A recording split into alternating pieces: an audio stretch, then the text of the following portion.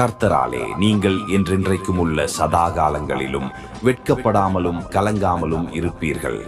ஏசாயா 45 அதிகாரம் 17வது வசனம். ரட்சிப்பு கர்த்தரிடத்திலிருந்தே வருகிறது.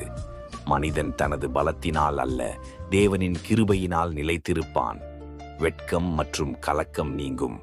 இஸ்ரவேல் ஜனங்கள் பல துன்பங்களையும் அடிமைத்தனத்தையும் சந்தித்தார்கள். ஆனால் தேவன் அவர்களை மீட்ட போது அவர்கள் எதிரிகளின் முன் வெட்கப்பட்டு போகவில்லை. நித்திய நம்பிக்கை என்றென்றைக்கும் என்பது தற்காலிக ஆசீர்வாதம் அல்ல. தேவன் தரும் ரட்சிப்பு என்றைக்குமே நிலையானது. அந்த ரட்சிப்பு நம்முடைய வாழ்க்கையிலும் நித்தியத்திலும் உறுதியான நம்பிக்கையையும் பாதுகாப்பையும் கொடுக்கிறது. நாம் தேவனை நம்பி அவரில் நிலைத்திருந்தால் எந்த சூழ்நிலையிலும் அவர் நம்மை கைவிடவே மாட்டார். இந்த உலகத்தில் நமக்கு எதிராக எதை செய்தாலும் கடைசியில் தேவனுடைய பிள்ளைகளாகிய நாம் வெட்கப்பட்டு போக மாட்டோம். நாம் இந்த உலகத்தில் வெற்றியுடன் நிலைத்து நிற்க தேவன் கிருபை செய்வார். இன்றைய நாள் உங்களுக்கு தேவனால் ஆசீர்வதிக்கப்பட்ட நாள்.